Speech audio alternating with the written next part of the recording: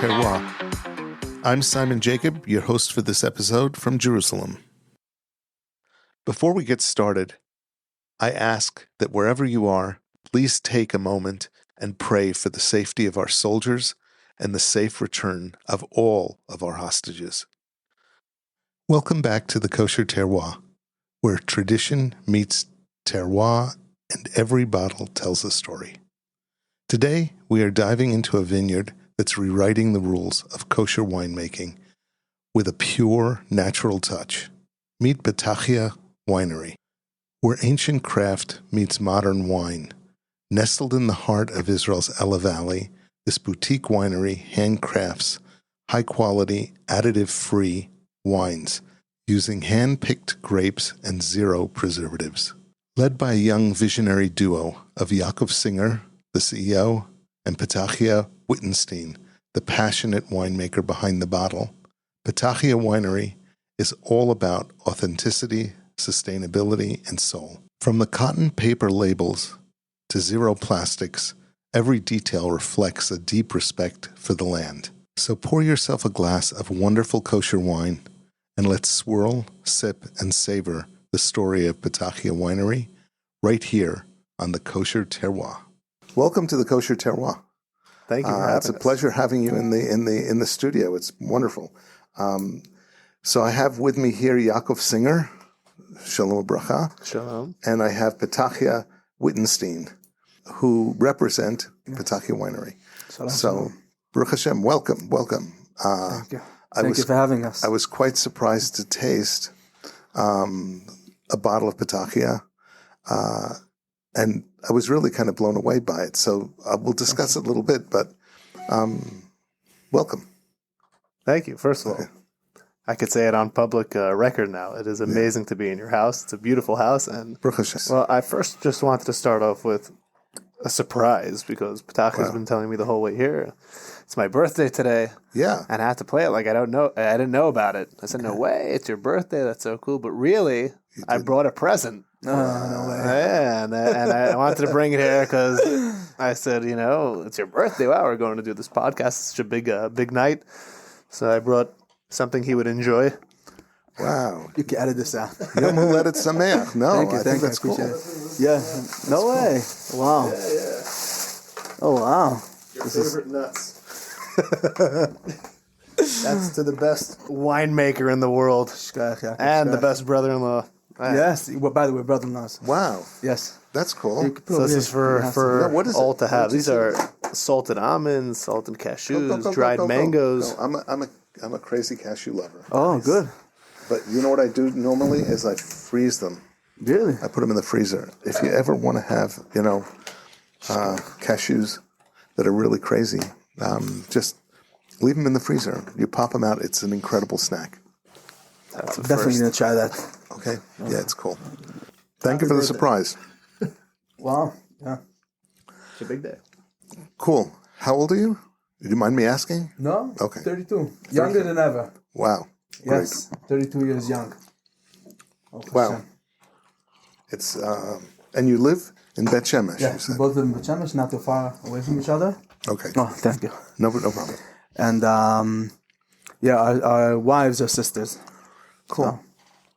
And your wives are from where? Israel? Originally South Africa. Oh, the South Africa. Yeah, but they both were born and grew up here. The parents Okay. are from South Africa. Yeah. Okay, cool. Very cool. So you're originally from... I grew up, born and grew up over here. My parents are from the States. Okay, and that's Petachya and Yaakov? I'm originally from Lakewood. Okay, wow. You heard of it? Yeah, I did. I used to live pretty close by. I used to live in New Jersey. A little town called West Orange.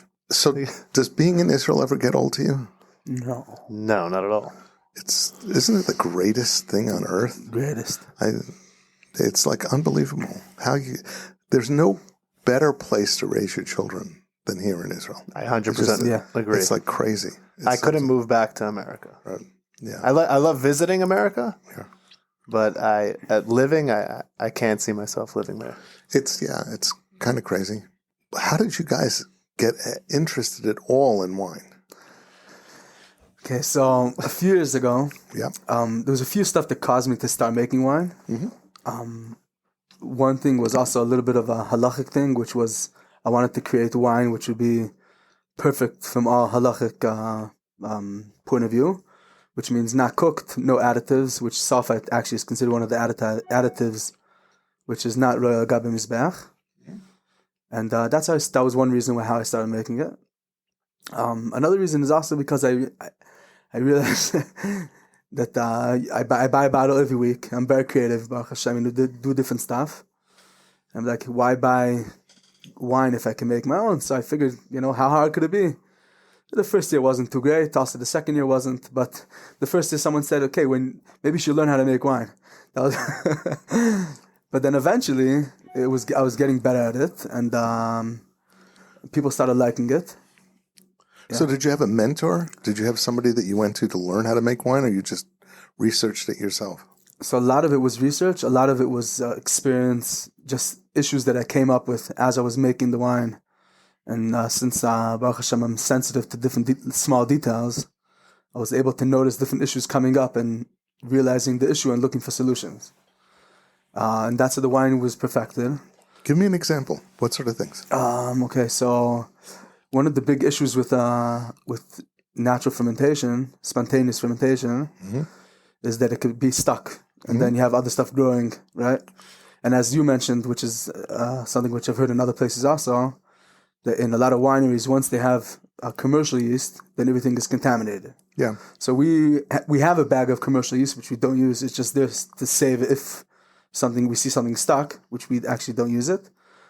But in order to prevent this issue of having a stuck fermentation, having other stuff growing and evolving before we want the fermentation to start, I actually create a starter from natural fermentation. So the tests I do beforehand, that when I go to the vineyard and I'm taking samples and checking the sugar and seeing how stuff are tasting and looking, I let it sit and ferment in different small batches.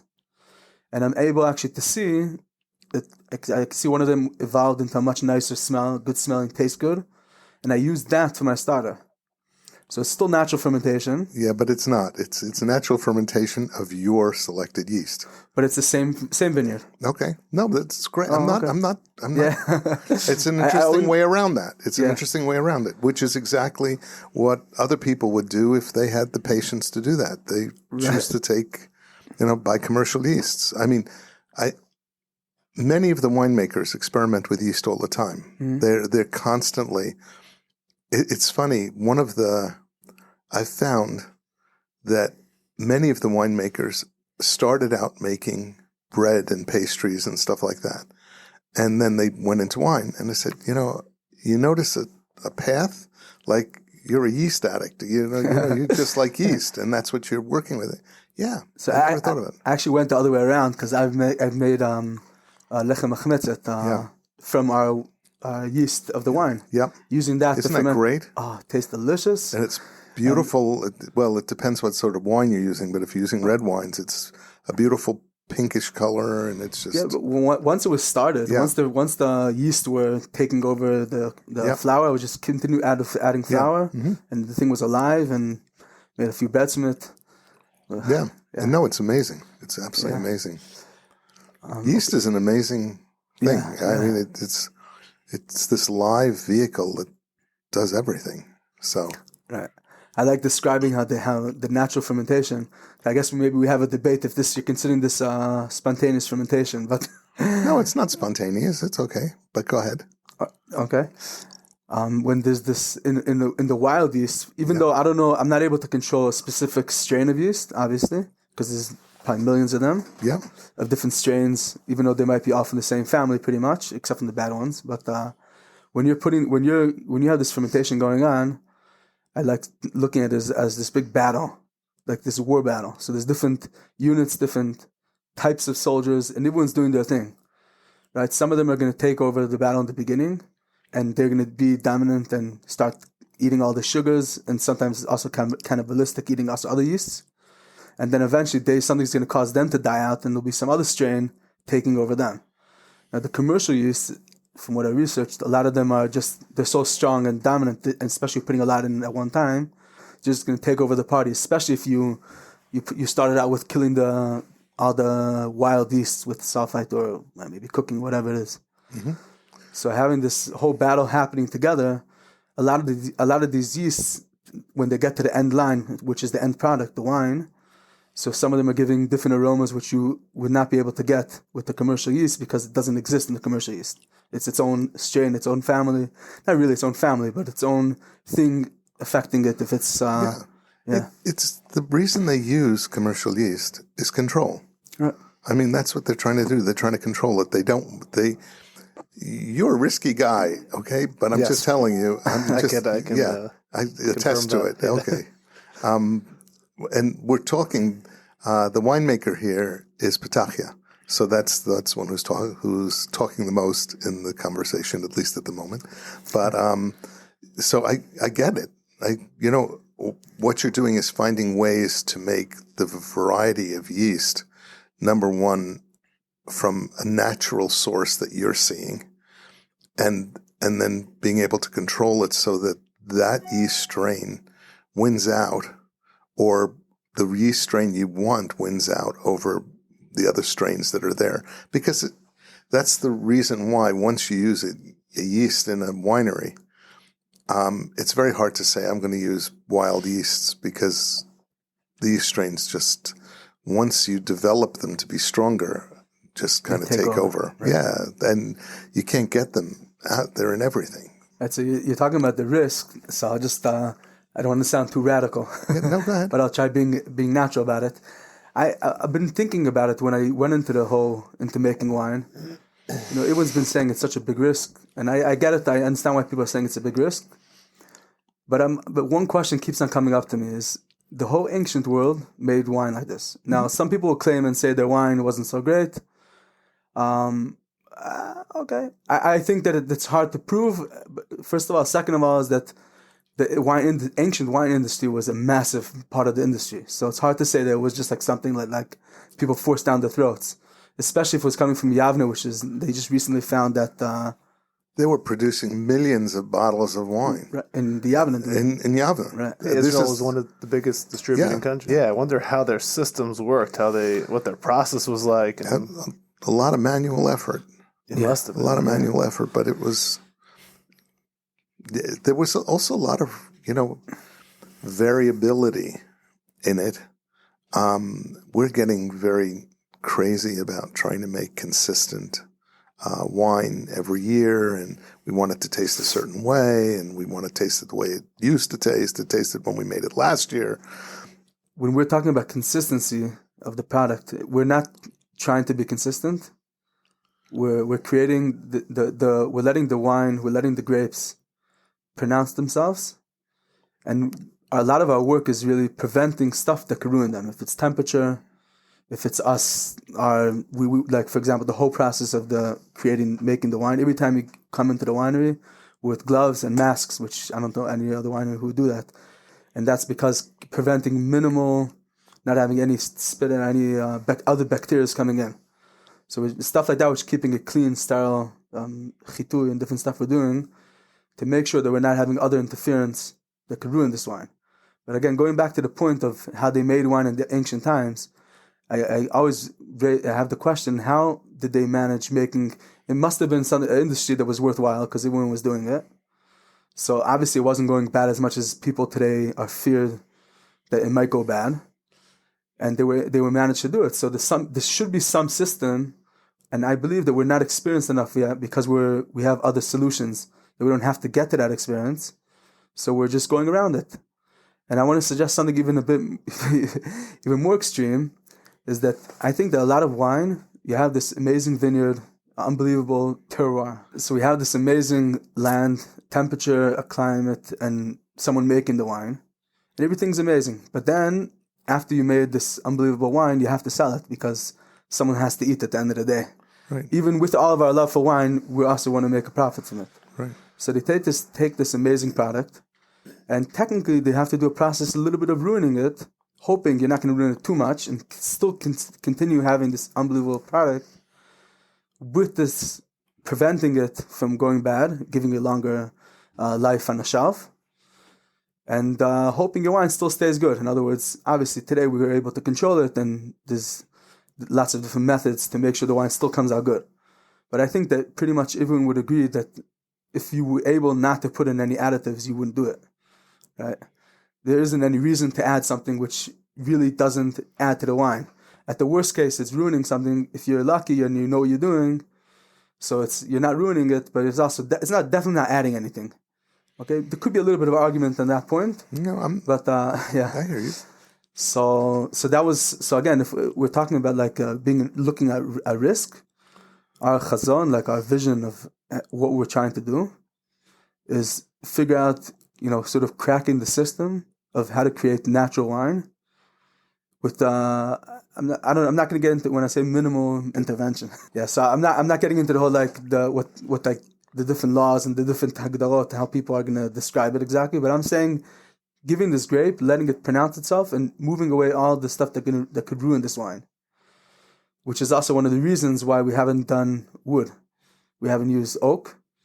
Also for this reason, because I believe that oak, even with the complexity that adds, I feel that that's also an additive. It's an external additive, which is fine if people enjoy it. But if we're trying to capture the pure taste of the grape, then adding other stuff, I'm considering it in a certain sense additives. So you use amphoras. You use clay. So actually, or concrete. Right. Ceramic. Okay, ceramic. Yeah. So this year was very exciting because we actually built our ceramic vats. Okay. So we have these gigantic ceramic vats, the concrete on the outside and ceramic on the inside. Okay.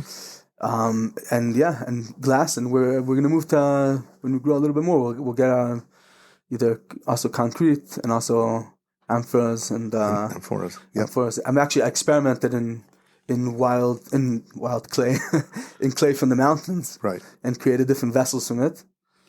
It's a little bit complicated because they leak. So people don't realize how many variables impact wine. It's just crazy. That's my favorite part about wine. Yeah, is every little nuance affects the wine. It gives it a different flavor. You've got an interesting thought, though, that all of the things people do to control the fermentation gets away from just naturally letting it do what it wants. As much as you're trying to be pure and this, and you end up having to deal with what the grapes throw at you and what the weather throws at you and what Kadosh Baruch Hu throws at you. So that's it's one of the very fun processes. I'm not as creative and in touch with nature as Petachya. Yeah. But one of the things that is a lot of fun being in the winery is all these things that come up during the winemaking process that I like follow rules. Like I ask Petachya, like, what should I do now? Like, okay, do this. Okay, I'll do that. Put the wine here, put the grapes here, do this, do that. And when things like start going a different way, like I get stuck. Like, what should I do? And that's like where Petachya is at his best, just feeling out the situation, coming up with solutions, doing things with the wine and coming up with creative ideas. And that kind of brings the wine. We have like probably 30 different wines in our winery, actually, from these things. Like, let's take the peels from here and the stems from here, mix it with this water, and he just has like 30 experiments, like all around. That's the fun thing. That's the fun part. That's how,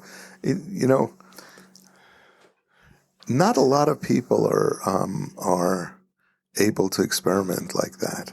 So you're in a very special position to do that. So tell me a little bit about what you're doing. Which I was surprised when I tasted the wine that was given to me that it was an Argaman. That's a crazy grape to. I mean, I have tasted some fantastic Argamans, but I also know it's difficult, and I was impressed with how good it was. Thank you. So that's one of the things that surprised me. Yeah. So. Yeah. Clapping is in order. It is. No. That's great. Yes. Yeah. I can even do that. So this vineyard. This is more sophisticated than I thought. Now, tell me about what. Where is this vineyard? Okay, so this vineyard is right outside of Zarim. You know Zarim? Zarim is a Kfar Noar. Okay. Kids in Risk. My brother, he used to be a Av Bayit. Now he's sort of in charge over there for different stuff. Mm-hmm. It's not a Haredi place, by the way. No. And so I was exposed to that area. It's Shvelat Yehuda, which is also an ancient grape area also. Mm-hmm. And this vineyard originally was planted. I don't know who planted it, but it should be close to 20 years at least. And Zarim, this Kfar Noar, used to take care of it. Sometimes better, sometimes it wasn't. I don't know if it was specifically their responsibility, but sometimes it was not really taken care of so well. And when we took them at grapes the first time, which was 2 years ago, last year, the thing was pretty much abandoned. And still made grape. This Argaman, I feel like it's like even though it was developed here, and it found its home. It was born here, but it wants to stay here. And it just developed so nicely, and it really rooted nicely, and it fits. Even though it comes off a little bit as a heavy wine because of the deep color, but it has something very pleasant and not so heavy to it. And I feel like it was just from the second I saw it and tasted it, I was like, this is my grape. Like, I love this grape. Yeah, it's only really, really recent that people have started to make. Not really, really recent. It is really, really recent to me because I'm over 70. But I think one of the first people who made Argaman, actually probably the first who made an Argaman that was its own varietal, meaning that he made wine out of Argaman directly, not blended, was Avi Feldstein. Avi Feldstein, and he, people looked at him like, "Are you crazy?" And made a great wine. And the trick is to do it consistently. So you got your hands full trying to keep that going. I can attest that it's been at least 3 years now in the making. It's been fantastic. Good. Delicious wines. Good. Yeah. The vineyard has its charm. We've been through it with hard times and good times. So we actually have a nice story. This right now in the world, when we're picking, we do picking by hand, even though a machine could pick over there, but we do picking by hand. And we're getting phone calls from our wives. There's a missile coming from the Houthis. Yeah. And we're lying down in the vineyard, and over us there's these big booms. Yeah. Like, wow, this is Eretz Yisrael Niknes B'Yisrael. We're here to stay. We're lying in the vineyard on the ground. It was like a most unbelievable feeling. I think that goes into terroir. Yeah, definitely. For sure. 100%. I agree with you. They only shoot Iron Dome to protect areas with populations. So if it's an open shetach, an open field, open fields are all vineyards. So, anytime somebody says, "Oh, don't worry, it landed in an open field." Oh God, which vineyard did that land in? So that's the problem. That's why I got so nervous in this field, because we're in the open field. This is where they let it drop. Yeah, this is exactly where they let them drop. So it's been a challenge. It's been a challenge, and the best thing to do is lay flat on the ground, so you don't get any shrapnel. Yeah. But it is crazy, and I've seen some vineyards up north where there's sections of them just gone because of missiles. So it's been a tough couple of years now. Yeah. So you're in this vineyard. It grows. What varietals are in the vineyard? This vineyard itself is Argaman. Yeah. It's about. I think it's about 30 dunam. The whole thing is 30 dunam, but that first part is Argaman. The second part, there's the one next to it, which is not Argaman. It could be it's Riesling, I'm not sure. Some white grape at the end of it. Across from it, we have where we got our Cabernet and Merlot from. Okay. And then we have Shiraz, which is also, it's all pretty much in the same sort of valley. Yeah. Yeah. So that's all very much Emekaila. That's such a beautiful place. Emagaela is just an incredible area. Yes. I heard that this vineyard was pretty much abandoned and I could get from it. So I got from there. And then we decided to make from it. The grapes were just... and there's always the argument if only good grapes can make good wine. But in this case, we didn't need the argument because it was just great grapes. The color and the taste and the aromas, and they were just delicious, just as they were. Even though this vineyard itself is not so consistent, some grow much bigger fruit, and some grow. It's almost like I've been trying to track down who planted it to find out if this was one of the experimental vineyards they planted. So in this vineyard, it was like even more extreme. It could be this is more common. Yeah. But like some parts of it where the sugar was like 14. Yeah. And some was like 32. Yeah. And we had to, in order to get a good balance, I was going all over the vineyard to get the samples to see exactly what area we need to pick. You really need to segment it and then go through it. And that's the only way you'll know year after year how it does. Mm-hmm. Because there's so many things, what's under those vines. And there's a lot of rocky areas, and some of them actually cause the vines to stress, which actually makes the grapes better. Right. Yeah. So it's really kind of crazy. Yeah. So again, another human-like phenomenon in grapes. That's stress. Good stress. Stress makes people bad. Well, that's the whole thing with Kadosh Baruch Hu and us. Right. We're supposed to be like you take silver and you refine it. Right. And then it gives off some stuff, and then the more you refine it, the more you absolutely stress it out, burn it, and what have you. That's how you end up getting, the finest silver. So yeah. I heard a nice idea about this from some guy called Malachi. He's in Zarim. Mm-hmm. So he said that when we prune, we call it zmira, right? Yep. And he said it's a funny thing calling it zmira, which sounds like music, and what you're doing is you're chopping off the plant. It seems like you're ruining it. And he said, but the truth is the music, without the beat, without the cutting of the tunes, won't be music. Yep. What creates the music is the fact that you have the stoppings in the middle. So when you take this vine and you're cutting it, you're calling it zmira because you're actually doing what music does. That's what's going to create this better thing is by cutting up making it cut up. It's very true.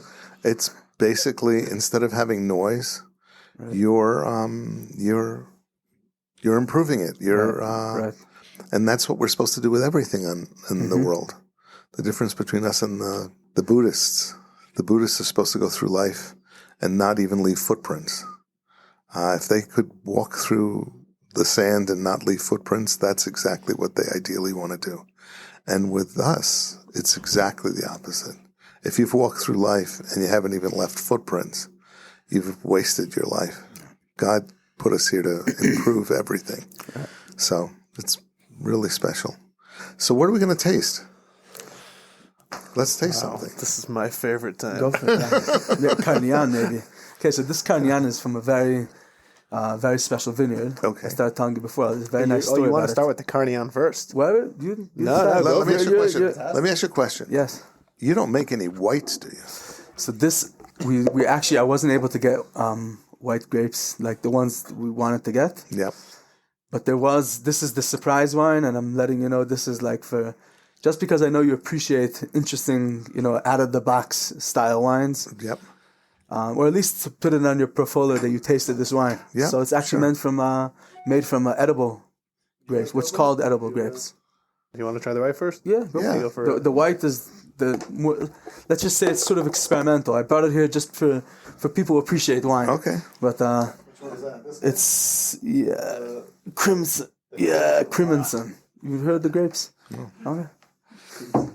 Let's see how we finished the harvest of the Shiraz or the either the Shiraz or the Cabernet. We're sitting there. It's dark outside. It's getting dark. I have my flashlight on, and there's another vineyard of fruit which they finished picking already, And whatever's left, the guy told me just pick. So I'm like, okay, I'll take some for my kids to eat. And I'm smelling these grapes, and they smell so delicious and so aromatic and just very unique. It's actually more, it looks more like a rosé, you'll see. I just want you to look at the bottle for a second just to appreciate something. Wow, that looks fantastic. Crazy. Just look at the actual label. Look where it says crimson. I love these. Petachya wrote that. He that's handwritten. Just because we don't have labels for it, so I figure let's make it nice. That's crazy. That's saffrous. And also the carnian. I just saw this for the first time. Yeah. Keep it hilarious. interesting, you know? That's part of very the creativity, you know? Creating wine is more than just making the wine. It's creating its environment. It is. Yeah. Wow, the color is beautiful. Okay, now if anyone is not...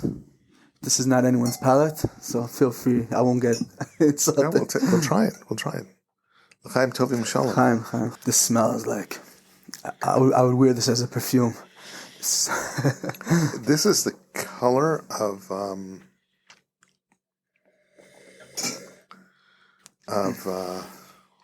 What do you think? candy. Yeah. It has It's like a candy color.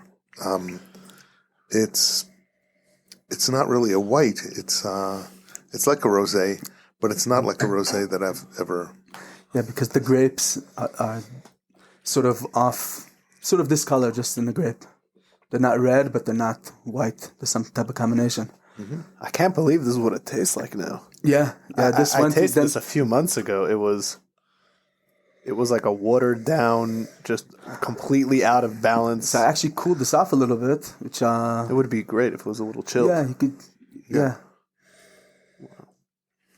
Yeah. So this is actually, as we said, it's crimson. I don't know if you ever tasted. No, that's what they call the grape. Yeah, it's actually sold as a Just the an table grape. machal, table grape. Yeah. Mm-hmm.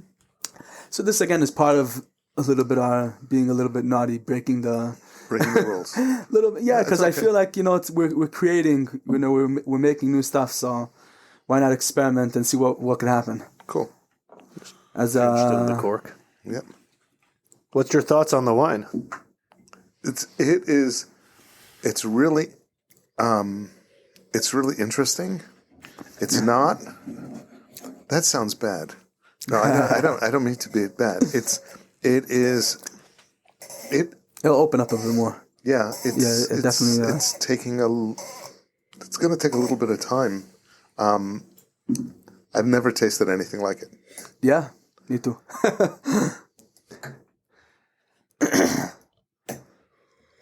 Listen, it's part of training our palates. And I don't mean that in a bad way. I don't mean that in a bad way. I've never tasted anything like it. But I never tasted anything like orange wines either until I tasted them and I said, this is not for me. This is more, closer to, something that I would like to drink than an orange wine. But I'm a big fan of orange wines now. So yeah, I'll keep it closed, and you'll chill it a little bit more afterwards and taste it again if you'd like. Okay, this is for the Carignan. Yeah. So the story, should I tell a story about it? Yeah, please. So this person, he's an older. Right now, he's probably around 80 years old or so. Yeah. He got a few plats from Rav Kana in Moshav Bet Meir. Mm-hmm. This yeshiva originally, when it opened up, it's a Haredi yeshiva which was originally opened up as sort of what you would call today Torah V'Avoda. They actually worked the fields. Rav Kana's father was part of the guys from the Mir yeshiva who came from Shanghai. Mm-hmm. And eventually the government were looking for people to populate different areas in Israel. So they gave him this big piece of land in Moshav Bet Meir to open his yeshiva. So this person planted over there two small vineyards. And he has a little winery there until today. He comes every Monday to there and he does his stuff in his pace. He has this little room that he does this thing. And the way he started making wine was actually when he was getting close to Yiddishkeit in Russia. And there wasn't any way to get any wine. And anyone who was looking for to get wine So this is how I heard the story. I don't know about historic details, but whoever would look to get wine, the KGB would look for him and know that he's looking for Jewish. I guess they knew where to track someone who was Jewish and looking for wine. Right. So eventually he got a hold of a grapevine, and he planted it outside his window and trained it into his window. And he literally made wine for Kiddush from his window. That was his first vine that he planted. I just want to say it. I feel like I'm listening to the podcast itself and enjoying wine at the same time. I feel like I'm drinking wine, listening to a wine It tastes podcast. so different than when you tasted last. Doesn't it? I didn't know. Maybe it needs to open a bit. I don't know. I didn't taste it yet. Just want to say, It it's tastes fantastic sweet. listening to a podcast That's not sweet. with you talking to Simon. I would listen to this podcast. It's fun. It's a So lot of fun. this Carignan is about 30 years old. Yep. The vine, in a very unique spot. It's like the corner, the top, highest part in Bet Meir, looking over to the ocean, pretty much. And this vineyard, I started because of teaching yeshiva there. I this year got a hold of it. I got in charge of it, and we're really starting to revive it because it's not. It's getting a little bit old, but it didn't give so much fruit this year. We had like maybe 30 kilos. Used to give about 300. So This year, for some reason, a lot of the vines gave very small amounts. There was a definite decrease in yield. I don't know why exactly, but you said that this is wine and people and what have you. The country is like, after October 7th, is really hurting. The harvests were done before that. The year after, which is 2023 or 2023, I guess, or 2024. 2024. The harvest was like almost sad. yeah, It just was not giving the same amount of fruit as it had. Not that it was suddenly, it just the mood that it's in at the moment. That's interesting. And it was across many winemakers that I spoke to said that. So Also, just the fields were not kept up like they usually are. Like a lot of farmers didn't have staff right. to work the fields. Where we got from, they said 80% of their crop is non-existent this year. They're only dealing with 20%. I actually spoke today to our guy from the vineyard over there, Yechiel. Yeah. And he got guys from Thailand Oh, really? Yeah. just now. So they're doing, hopefully he sounded very hopeful, which is good because last year was tough. It was. Yeah. Yeah, you saw it on him. Yeah, he saw that. I was like, these guys are like growing grapevines. How could they be so tense? Sorry for saying it. No, But it's it was true. very hard. It a hard was year. because between the bombs dropping and all the workers going into Miluim, I mean, people were in Miluim for 200 days, 300 days. yeah. I mean, it's crazy. Our wine guy was also. And what are your thoughts about this one? This is not typical for me of a Carignan. No. Carignan is usually extremely intensely tannin. This has some tannins. It has some acid as well, but it's much more fruity. Yeah. And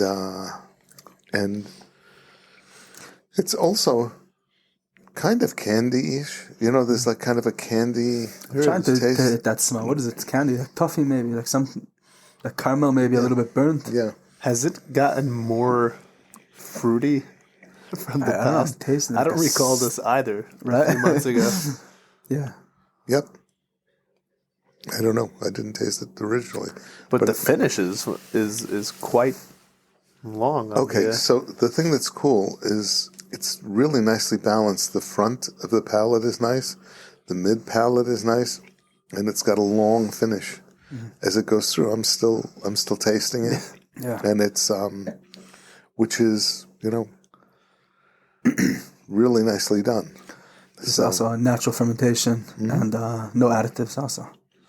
Not cooked, no sulfites and... Did you mention that you pruned these actual vines? That you took care of these vines? Yeah. These vines are the ones This is the only vine that right now I'm pruning and taking care of, dealing with the water and the other stuff that are involved in it. So it's very exciting.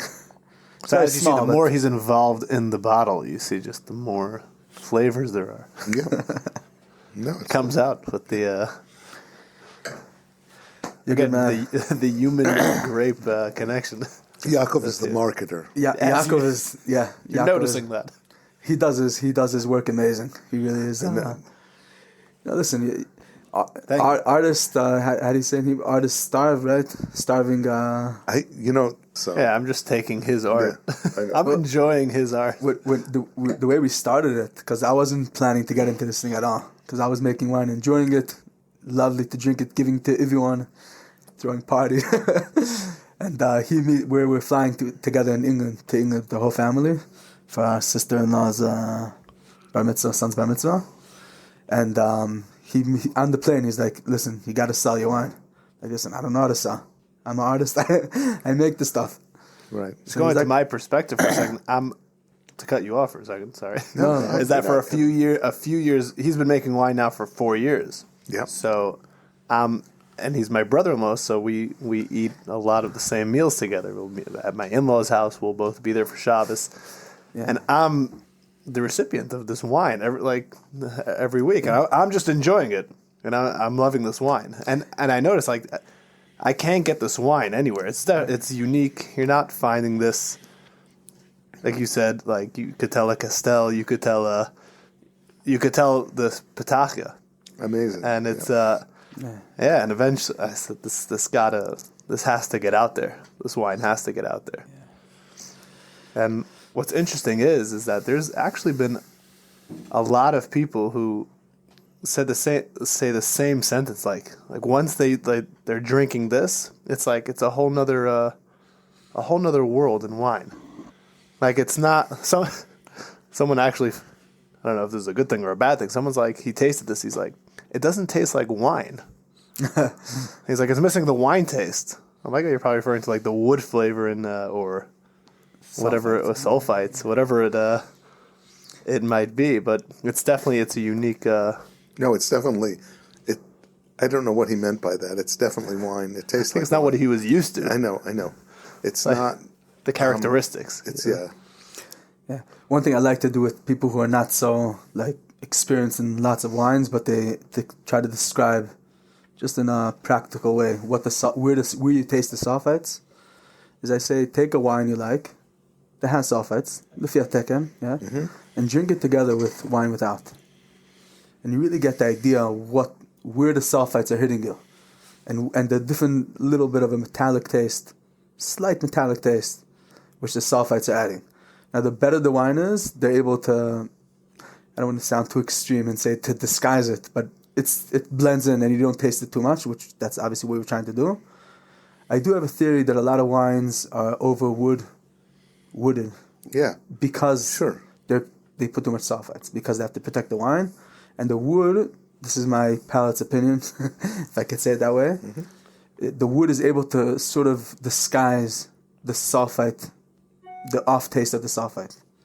Which is why some of these wines they taste very layered and very nice, but there's something happening that there's some type of a rough taste or feeling maybe, and the wood is sort of disguising it. To have the wood express itself so much so that you can taste the wood, that's not the goal of making good wine. But, there are some wines that are like that. Yeah. So, yeah. Would you like should we open up the Argaman now? Yeah. Let's go for it. That would be crazy if we. By the way, I'm just letting you know I could sit here all night. What time do we have to be out?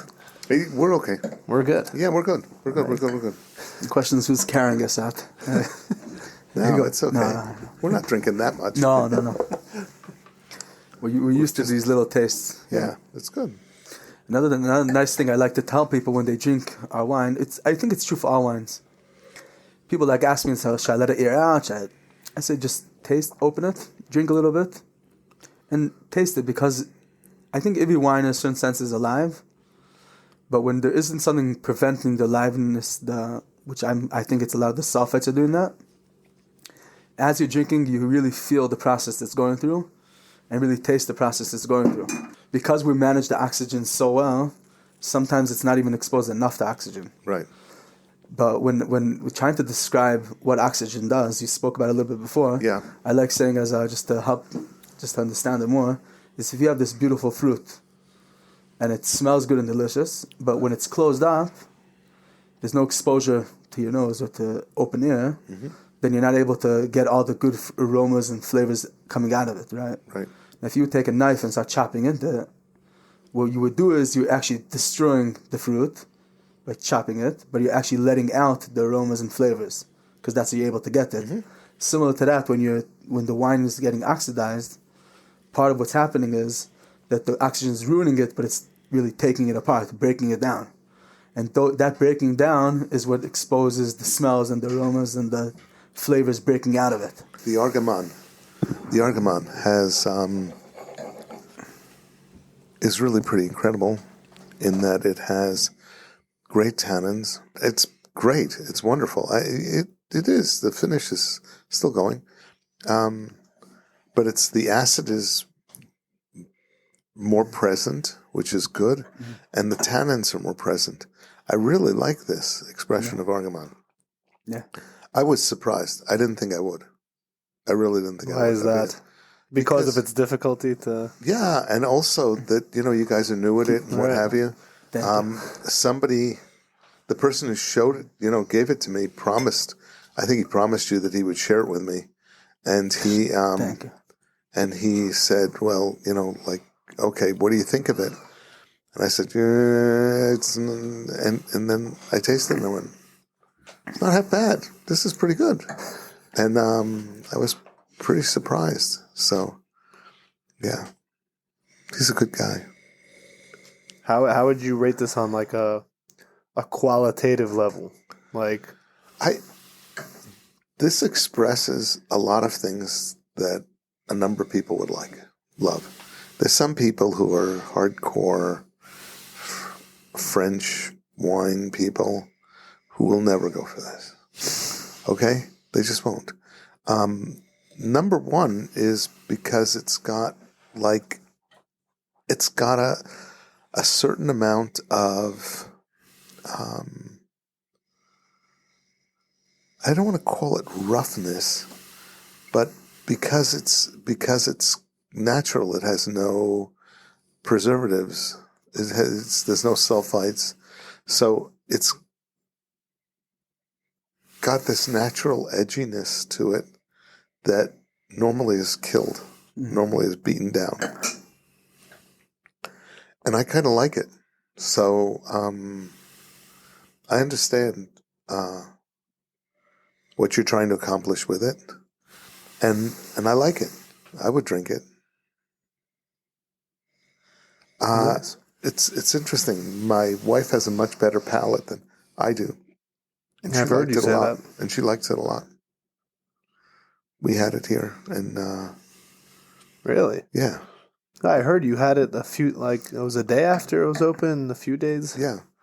Yeah. That also surprised us was It surprised me. how long it lasts. Yeah. I find it lasts more than ones with sulfite. I can't explain it. It doesn't make sense. I don't know. It didn't last that long for me because we drank it.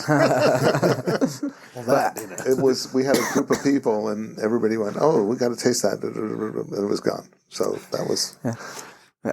Actually, this Shabbos I poured myself a cup of 2 different wines that I made. Right. And I had this cup sitting, and I tasted it Friday night, and then after the Suda I tasted a little bit. Right before I went to sleep, I tasted a little bit more, sitting on the table with a napkin in it.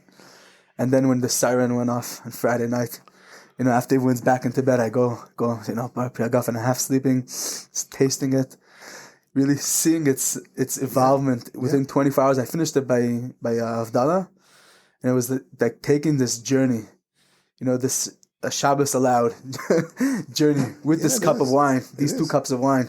It was really fantastic. It's one of the most fun things to do. The stamp at the top at the top of the wax is actually carved out from a piece of olive wood, Israeli olive wood, if you like. Wow. Because we were... Here, this part of it. I Here. see it. Yeah. Oh, you can have that one. Yeah. I got it. I want to get one more wine for you to taste. Oh, you got one more? The Cabernet. It has to be. You have a cab? We have a cab. Wow. This is a roller coaster of a cab. Yeah. Okay. It's so usually we're able to manage the malolactic fermentation. Yeah. We've seemed to miss it with this cab, which resulted with the second fermentation after it was bottled. Okay. Wow. Yeah. Okay. So it complements it. It actually, in my opinion, transformed definitely more softer and nicer, like the malolactic often does. But we've been having a little bit of fizziness, so it's not a pet nut, but it's a little bit fizzy. It's interesting. Alive. Yeah, it's alive, exactly. It's something which is just giving its story, and you could either be part of the story or say this is not for me, but there's a story going on. I have 4 cups over here, and I'm smelling everyone as They're all developing. they're developing amazing. Like I tasted before the Carignan. It had a little bit of that raisiny smell at the beginning, and it sort of matured up. Yeah. Even a raisin is It sort of blew off. Yeah, no, but it blew off.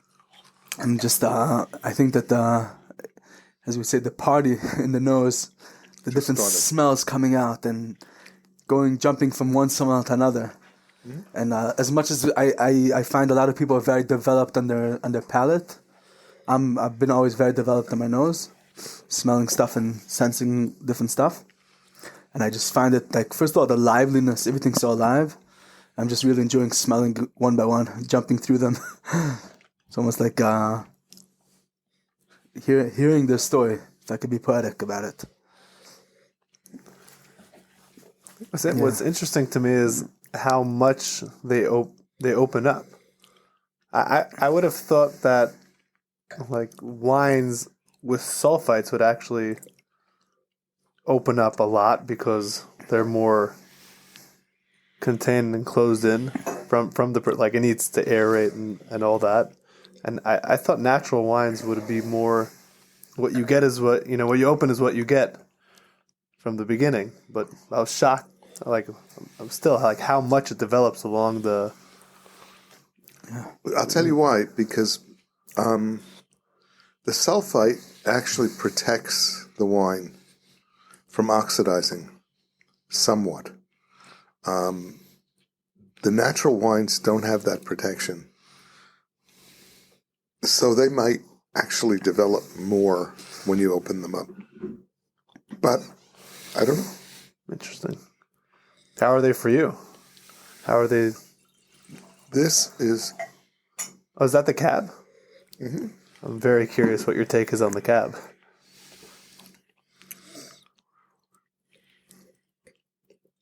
It's unlike any cab I've tasted in the past. We've been getting that so much. I know. In a good way? Yeah. No, it's not a bad thing. It's just...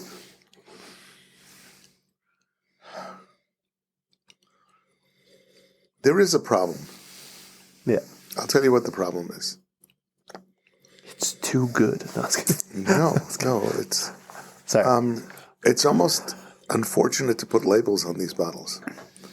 Because what happens is, it's the same thing that happened when I first tasted orange wine. When I first tasted orange wine, I said, no thanks. And I asked Yaakov, why am I reacting like that? And he said, because you've drunk a lot of wines. Okay? You will find that the people who are real wine drinkers, drink a lot of wine, are not going to be so open to your wines.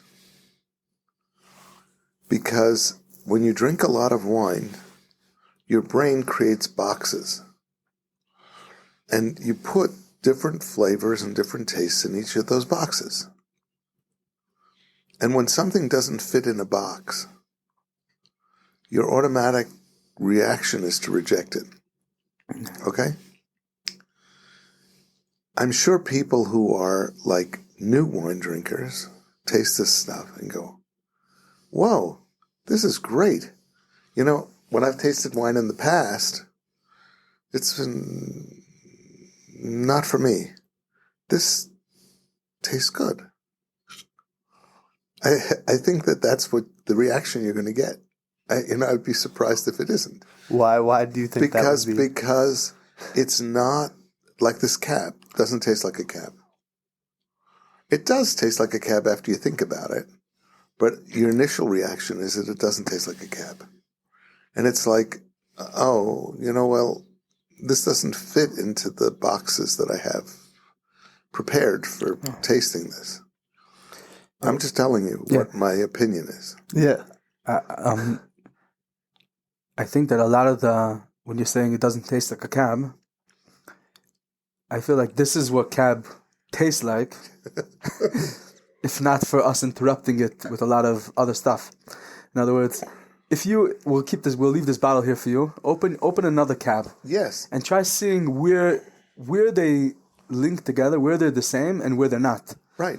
And I think that we've been getting a lot of people like, so this is cab, like what you're saying, or this is our Merlot. Doesn't taste so much finer than I've ever tasted. It's almost like I don't have to force it down. I don't mean it to sound in a negative way, but we've compared our wines also to very, I'm not saying very expensive, but nice, for sure, 200 bottle wines. And again, we're getting something which is a bit more pure. Some people would consider it a bit less body. Although I have a little bit of a debate, which I'm happy to hear what you think about it. I feel like a lot of times people are confusing complexity and body with the wood and a little bit of a rough taste, a rough going down. Sometimes people consider something more sophisticated when it's harder for them to drink. If they have to force themselves, I'm not talking about experienced wine drinkers, but some people, when they're drinking something and they have to force themselves not to make a face, then this must be good because everyone else says it's good, and now this is obviously what's the right, you know what I mean? Okay, so one of the things that's special about Israel is that the varietals that come from Israel, there's some incredible varietals that were, like Argaman, you tasted, but there's one called Debuki. Sure.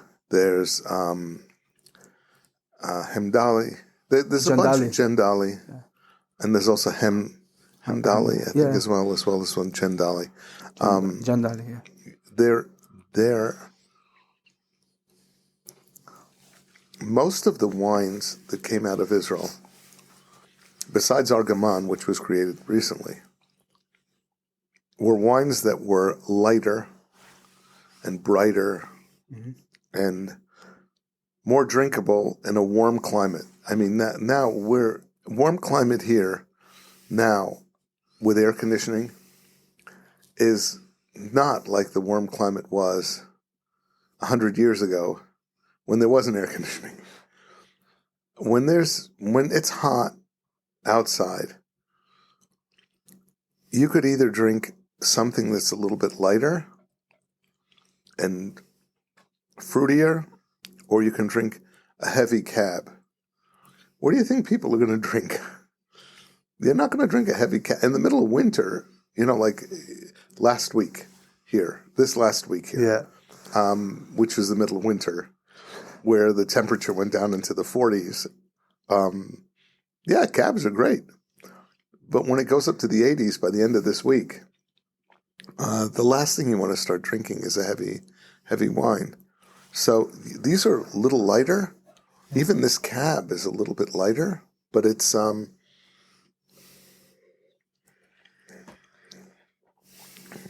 really lovely. It's fruity.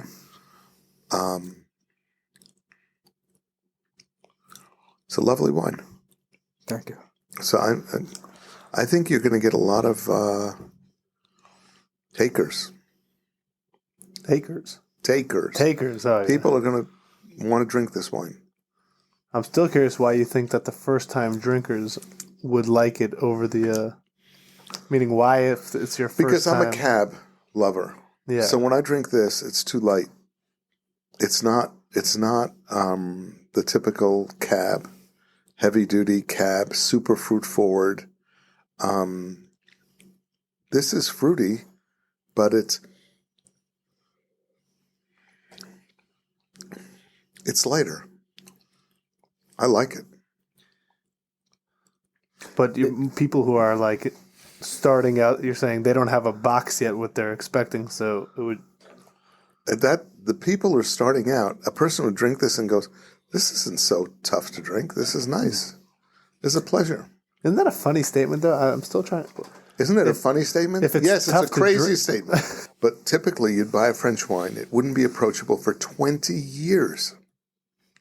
You'd have to keep that wine in your cellar and hope to God that it would mature properly. Okay? Typically, those French wines are good for the first 6 months, a year. All right? But they're drinkable, but they don't really show themselves yet. There's all sorts of extra levels of flavors and tertiary flavors and what have you, like chocolate and tobacco and all the rest of these other things that come. At the beginning, they don't have that, but at least they're drinkable. Then they go into what's called a dumb phase, and they shut down.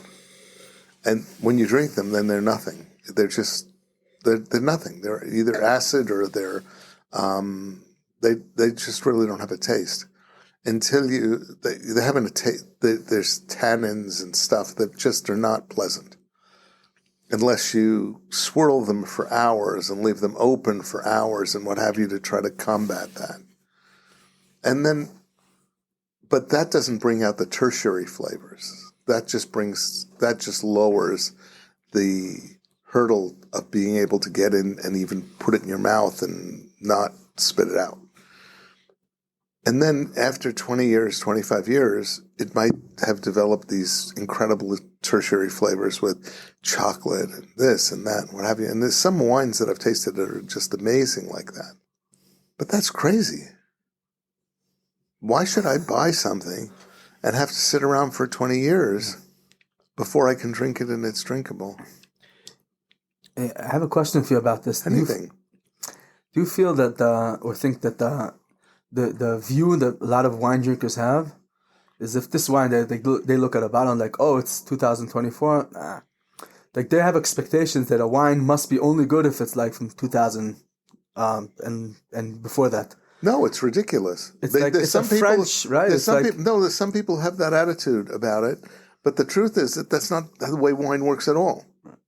I get messages like that all the time. They're like, oh, for a 2024.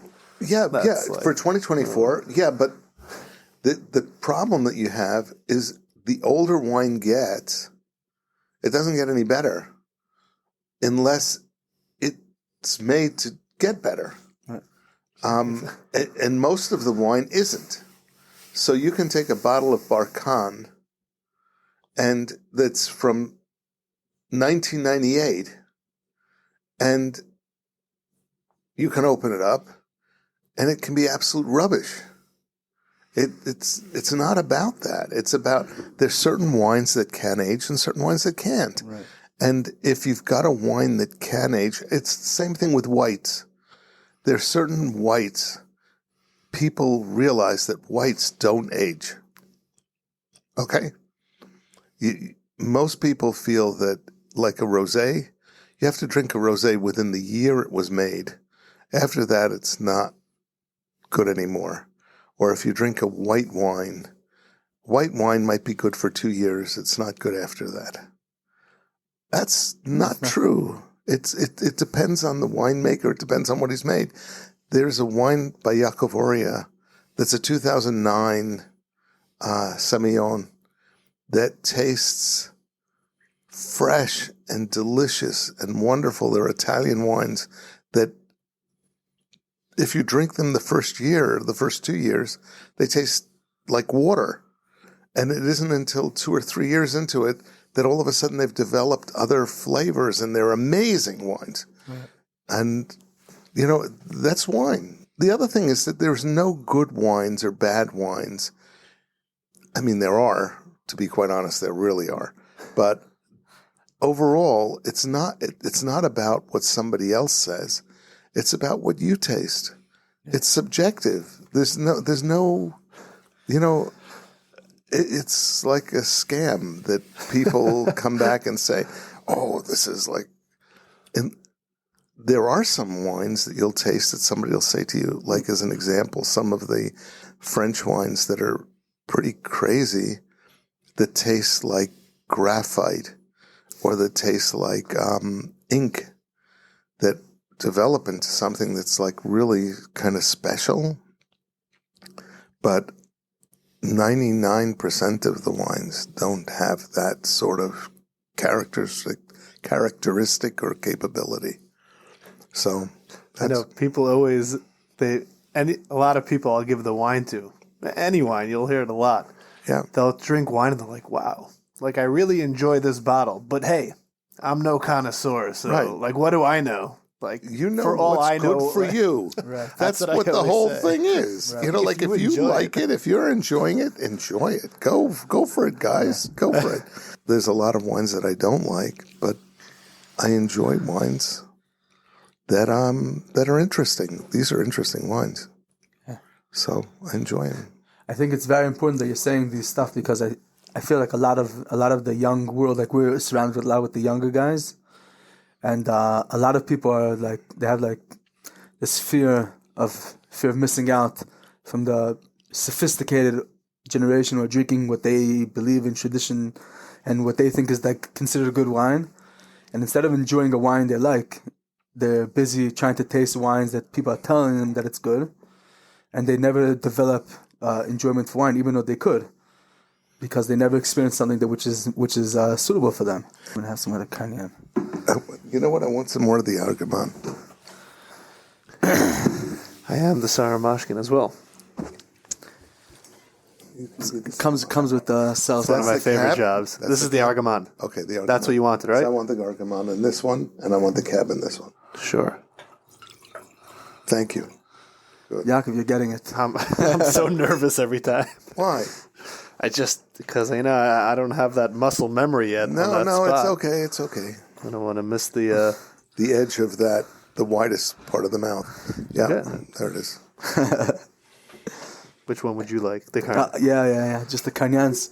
It's like this curious. I'm so curious about it. I can't figure it out yet. One second. I feel like it's probably opened up. When we were looking for a name for our winery, Yeah. we went through every biblical term there was. We searched everything that has to do with wine. It's all taken. Kosher, the ephod, the tabernacle.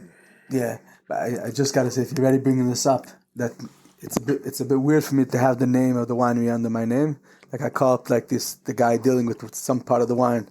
So he's like, so what winery are you? I'm like, Petachya. Okay, good. What's your name? Petachya is like, oh, it's that guy who called it on his name. Listen, it wasn't my choice. I would give up the name. The other people, the people who are doing the sales, they said it's a good name, so I'm sticking with them. You only have one name, or you have two I names? have two names. Moshe Petachya. He started So going call by yourself Moshe. Moshe. I know, but it became too much. It's so beautiful. I appreciate it. I like the name also, but it was actually an interesting story about that because the top of the stamp. Mm-hmm. So when Annie designed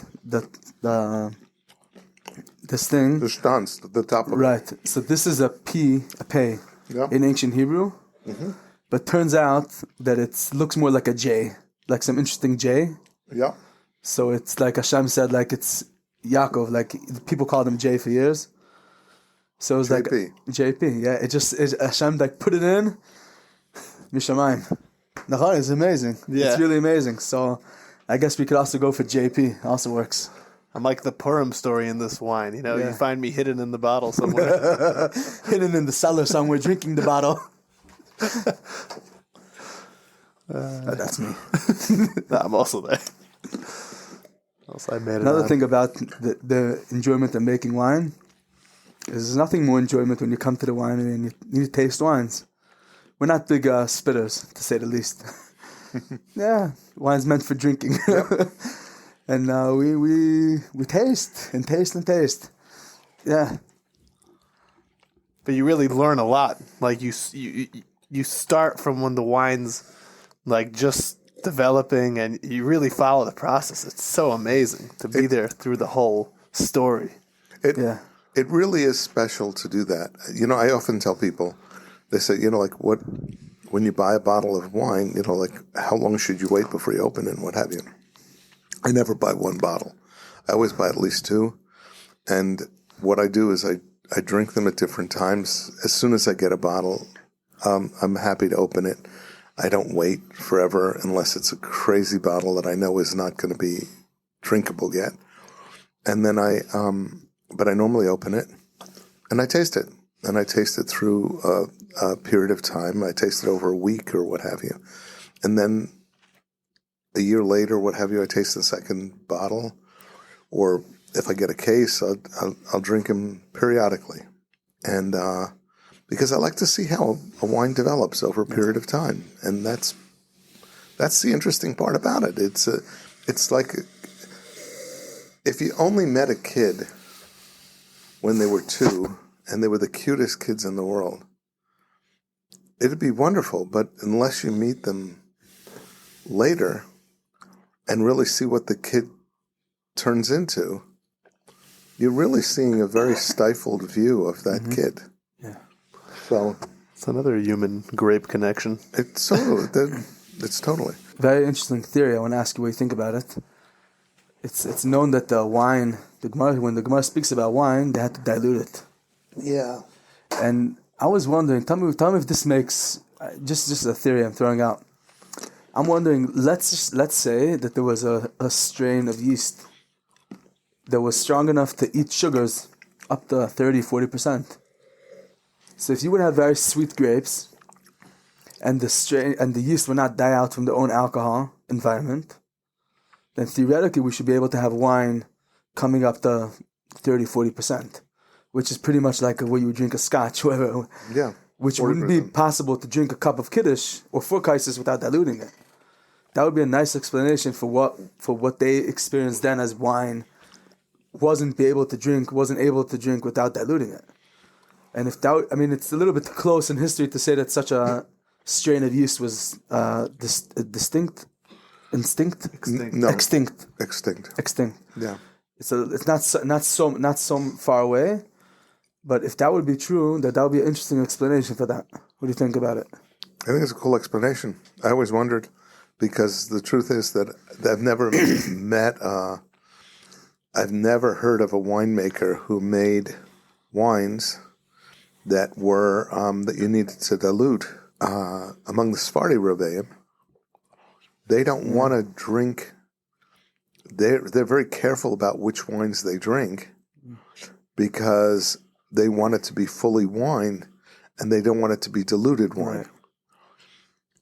That's the one that was even more strange to me because I said, I've never seen any winery put water into wine in order to make it, less. Right. So, in fact, the pasuk considers someone who's a cheater. Yep. Is the pasuk says savech mahul b'mayim. Yeah. That your wine, you're selling wine. It's you're putting water in it. That's like one of the examples the pasuk speaks about someone who's cheating in business. Mm-hmm. So it is an interesting thing. But with this theory, it's just interesting. I don't know. Your audience is probably very smart people. Maybe someone would have any. It's not about being smart. It's about. There might be people who have more experience in it, but I think there are different theories. Yeah. Where would you like to be in 5 years? So I don't know about 5 years, but our vision for next year. For next year, yeah, is we're gonna do B'ezrat Hashem more than we did this year, and I'm specifically very excited actually to experience in lots of different, also experiments, but also letting stuff develop. And let's say, for example, if we have this Argaman, then I want to make a rosé from the same Argaman, and have someone who enjoys the Argaman and also enjoys a good rosé, seeing what he thinks about them together. Or not. I don't mean. It's going to be interesting to make a rosé out of an Argaman. Yeah, but the Argaman itself as a single varietal grape was also interesting to make in the first place. 100%. I think that people are open, especially a lot of the younger guys who are don't have, like you said, the boxes. They're looking for something a little bit different. They're looking for something that's going to, like you said, it'll strike them, it'll taste good.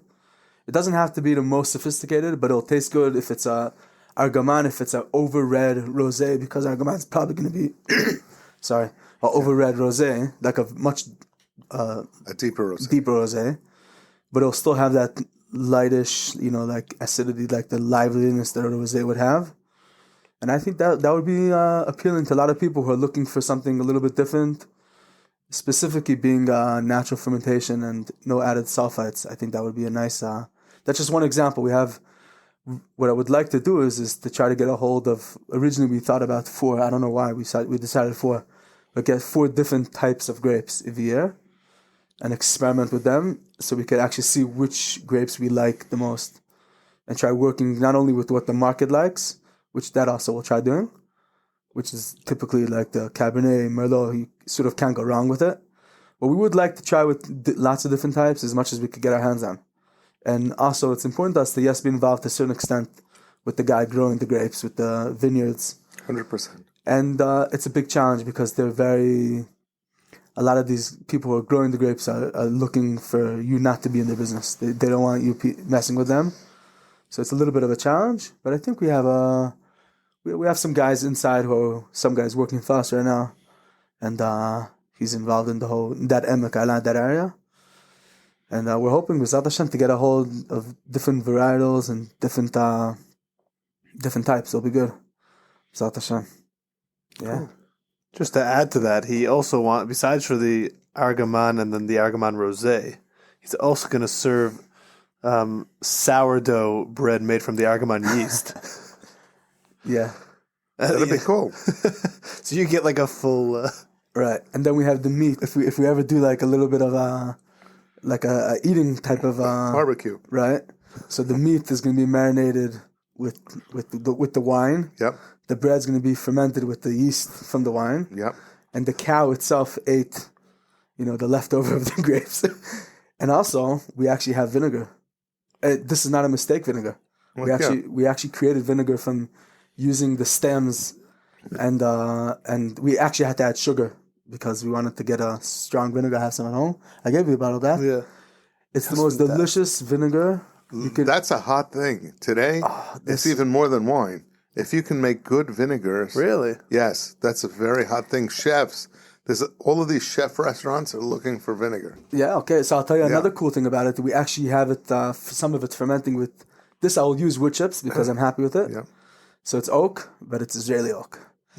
Really? I chopped it down myself. Okay. It's delicious. I cooked it in the oven. I baked it to the right... That's some very delicious nutty flavors. In fact, I was cooking in the oven and my wife walks in. She's like, "Are you making cookies?" Like, "No, I'm cooking wood." She's like, she's used to my crazy stuff. She's like, "Oh, okay." And that was, it smelled delicious. Right. Yeah. So we have some of that, actually use it every now and then. Who's your customer base? Our customer base right now, my target audience is the American community. Mostly in... Do you have an ability to sell to America? No, so not in the American community here in Israel. In Israel. Okay. Because that's just the people I know. That's where I could spread the word. That's Beit where I could... Shemesh, where? So mostly in Yerushalayim and also Beit Shemesh. How about Renana? So I haven't gone out there yet. But the American community there? They have a British community, Anglo. Instead of saying American, Anglo. I would just go for Anglo. Yeah, I guess that's more. I'm American side. Yeah, more boxed in.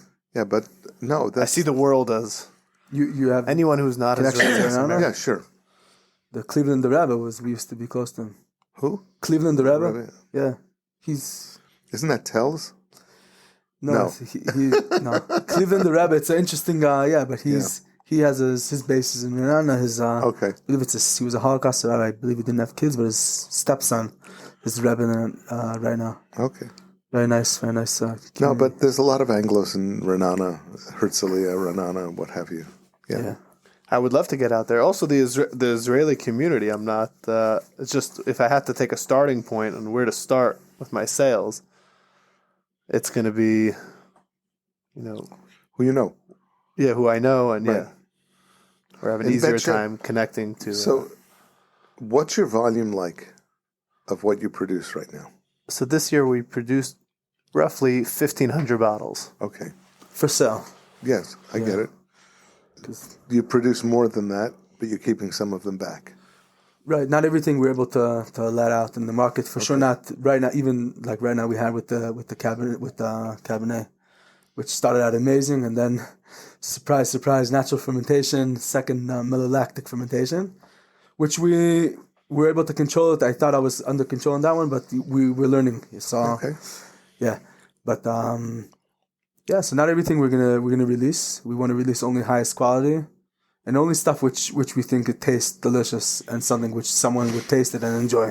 Okay. The non-sulfite is, there's some people who are really, really allergic to sulfites. And wine just absolutely tanks them. So because you don't have any sulfite in it, I mean, there's some issues about how well it'll age, but most people buy bottles of wine and drink them. Right. So, they don't sit them and put them in a cellar for, 6 months or a year or something. So that might, actually be useful. Right, we're still curious how long these age for. We don't have we any... know we have them last year. Right, we have they go at least a year and a half. Yeah. At this point. Right. Yeah, no, that's all you can do. You can only go by... The winemakers I know who are really, really experienced have made thousands upon thousands of bottles. And, when they ask them, they go, this is a new wine for me. I don't know how long it's going to last. That's, You learn on the job. Yeah, that's what part of the deal is. Yeah. What about this Merlot? What are you going to tell me about the Merlot? Oh, the Merlot. First thing about the Merlot, it was harvested earlier than I wanted. Okay. Okay. That's as a preparation.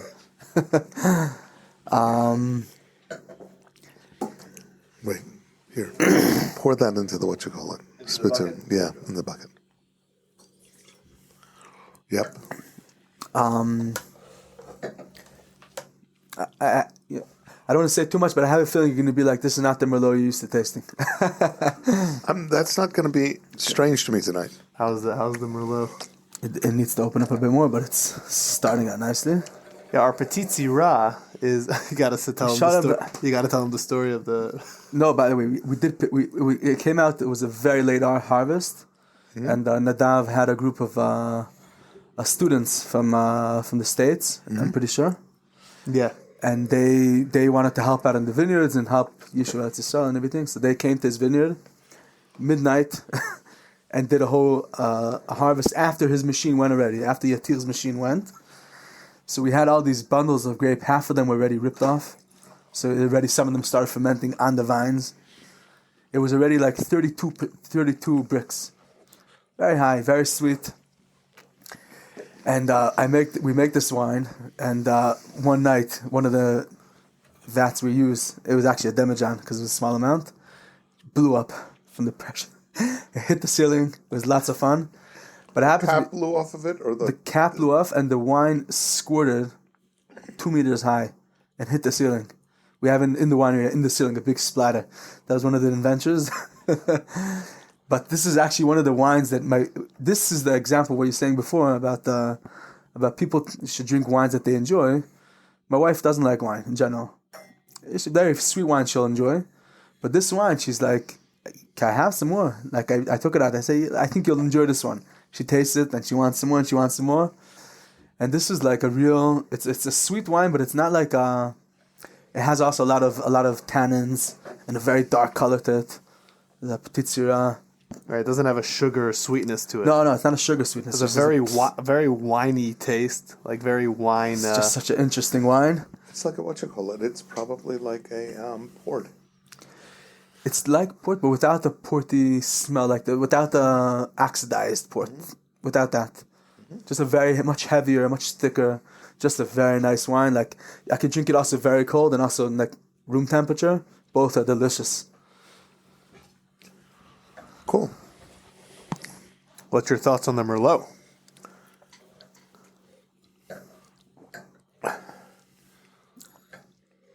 Some more.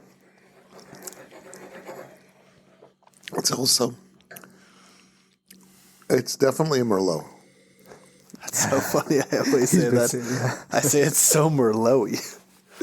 It's definitely a Merlot. But it's also not like any Merlot I've ever tasted. It has all of the little trademark things of a Merlot, but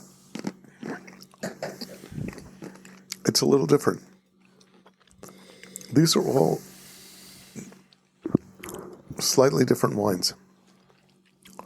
Do you feel they share a certain characteristic, or they're all just? I think they do. I think they're. I think they do share a characteristic. I think if you gave me 2 wines or 3 wines from other people, and one of your wines was in it, I could recognize it immediately. But that's not a bad thing. That's a great thing. Well, I would think. I could recognize it because. I mean, I guess depends why you're recognizing it. No. I think you're right that not having the sulfites or preservatives gives your wines a taste that I'm not used to. Yeah. Not bad at all. In fact, it's very pleasurable. Yeah. I like to call it almost in a French way, Pierre, like Pierre. Make it sound a little bit French. Yeah, it's interesting. I've tasted other wines without sulfite, and I think the people when they don't when they're not, their expertise not in wine without sulfite, they often do other stuff to cover on the fact it doesn't have sulfite. So someone like the fact that this also doesn't have wood and also has no sulfite. But we made, as you can see with the colors, they're totally not oxidized, and the colors are stayed fresh and nice. And I think when you have a wine which is without sulfites, but we're not careful with the oxygen management, then the fact that it's without sulfite doesn't always pronounce itself as much as it could. Okay. Because a lot of the benefits you got from not having sulfite was already ruined by not being careful with the oxygen. So only if you manage the oxygen very well until someone's drinking it, then you really get what the non-sulfite pronunciation gives you. So I think that's one thing that we've worked very hard on. These are not just run-of-the-mill wines. Each one is like really interesting. Yeah. There are a lot of wines that are available on the market, and these are different. So that's cool. Yeah. Yeah. There's actually something when people, I wonder if you experience this also, because you said you made a few wines with Yaakov Oria. Mm-hmm. Like when I sell the wine, there's so much that's gone into the making of the wine, and so much that I know about Petachia, and so much about the story and all his ideas and theories and creativity and how I saw it play out. And almost like when I sell the wine to people, and people just say like, "Oh, here, I'll take 2," and they just take it, and like I feel like, hold on, I want to tell you everything that's going on in it, like, but it's like, oh, here, let me just try a different wine, and they just drink it like either good or bad, and they move on, and I get so like pained by that. I just like, I wish you knew. I want to sit down with everyone and just talk to them, explain them about the wine. You know what I mean? Yeah, I know exactly what you mean. All right, I know exactly what you mean, because when you taste something that that really hits home, and you share it with somebody who also feels the same way about it, it's like it's just incredible. Yeah.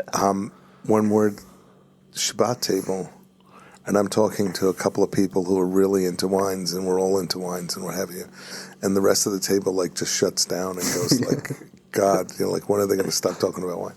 So in those instances, I go, I'm sorry, we got to back up, let them, and how did those Yankees do? I don't know, whatever. Yeah. So crazy. But, yeah. All right.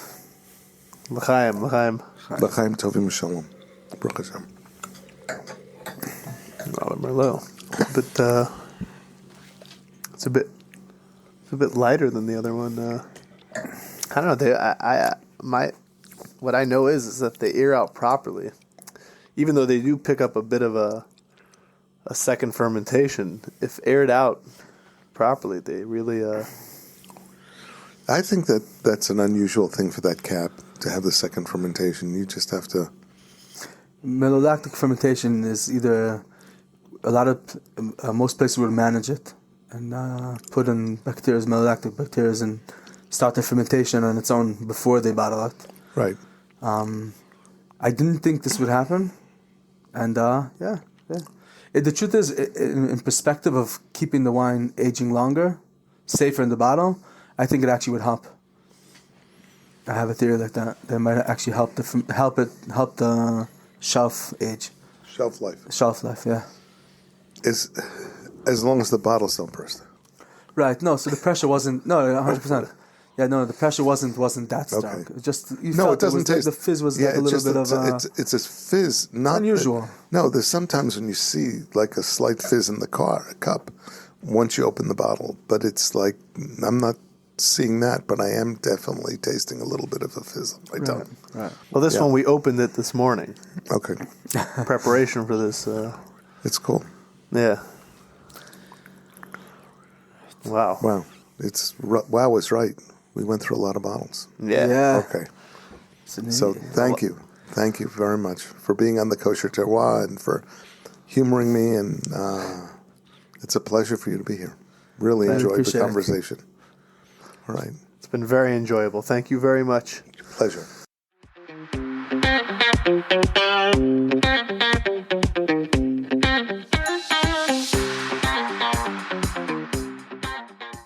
This is Simon Jacob again, your host of today's episode of the Kosher Terroir. I have a personal request. No matter where you are or where you live, please take a moment to pray for our soldiers' safety and the safe and rapid return of our hostages. Please subscribe via your podcast provider to be informed of our new episodes as they are released. If you are new to the Kosher Terroir, please check out our many past episodes.